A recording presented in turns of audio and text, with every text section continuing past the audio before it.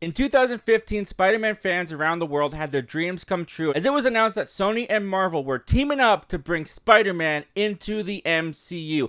With that announcement, we got a recast of Spider-Man from Andrew Garfield to Tom Holland. We got him introduced in Captain America Civil War in 2016, and he has since completed a trilogy of his movies with a fourth one on the way. And we are here today. We are going to rank what fans are now calling the Spider-Man Home Trilogy from the worst to the best. Before we get started, we're all Spider-Man fans here, and we're going to look different on this list. So I want to see your list down in the comment section below. Put it down there. I would love to see how you guys would rank the Spider-Man Home Trilogy. And with all that out of the way, let's kick this off with our last place at number 3.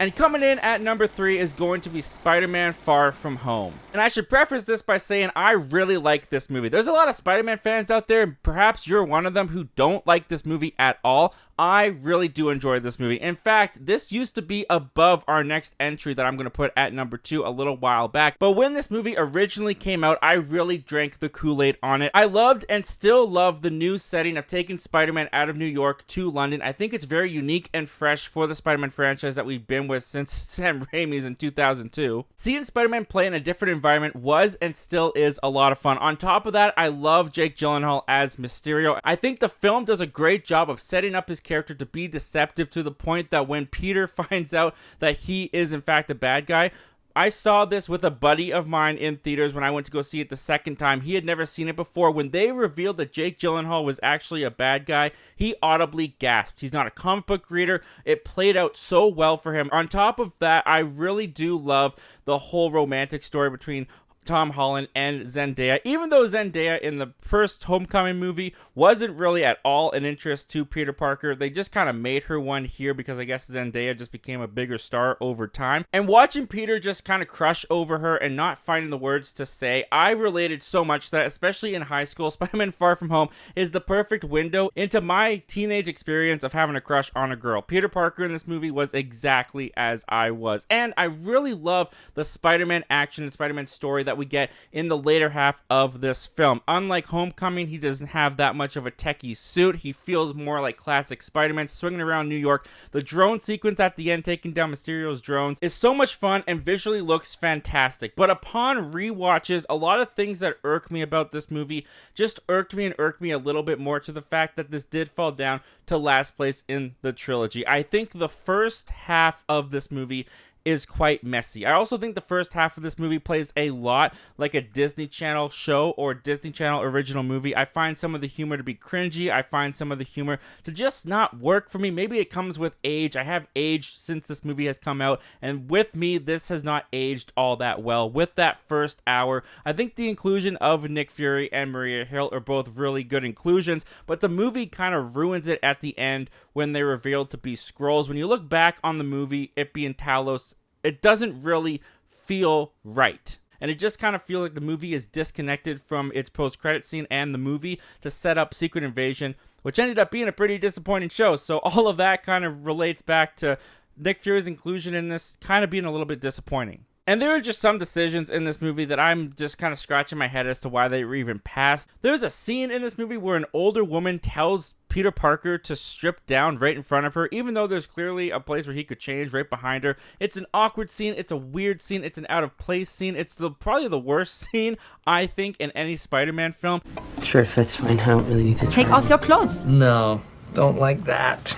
But even with all of that said, I do think there's a lot of fun and a lot going with Spider-Man Far From Home. As mentioned before, I really do like this movie. But for those reasons, over time, that have come to irk me just a little bit more, Spider-Man Far From Home falls down into the third slot on this list.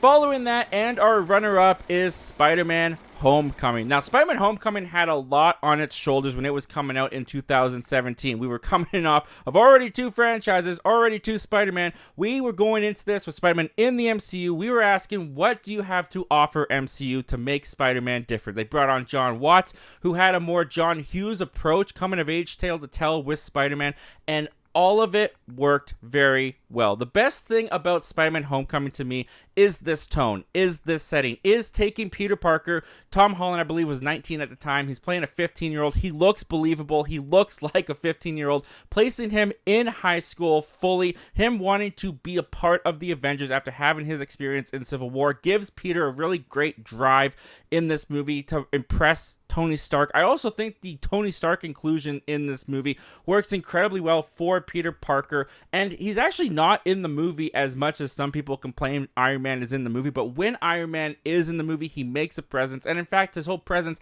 is over this movie because of the impact that he has on Peter and the impact that Peter wants to have on him. But on top of that, it's not a Peter Parker and Tony Stark story, it is a Peter Parker story, and it's a coming-of-age story of Peter Parker, not just coming of age of him in high school, but coming of age of him as Spider-Man. I'm not a huge fan in Homecoming of the Iron Man Jr. type suit that he has, that was given to him from Tony Stark. Narratively, it makes sense if Tony Stark is going to be your mentor, if he's going to be providing your superhero gear. Yes, it would kind of resemble an Iron Man suit, but I like Spider-Man with just his web slinging and his wall crawling and his spider sense. He doesn't need all of these gizmos and gadgets added to him, and I never really liked that about Homecoming. It never really felt like my Spider-Man while watching the movie, even though, like I said, narratively, it works really well. But when you get to the end of the movie and Peter is stripped of his technological suit and he's got to go to like his sweats and his goggles that we briefly saw in Civil War, I love everything that goes on there when he's crushed under the rubble and he's just hyping himself up. Come on, Spider-Man. Come on, Spider-Man. It's one of my favorite Spider-Man moments that has ever been put on screen. And this movie also has a great villain provided to us by Michael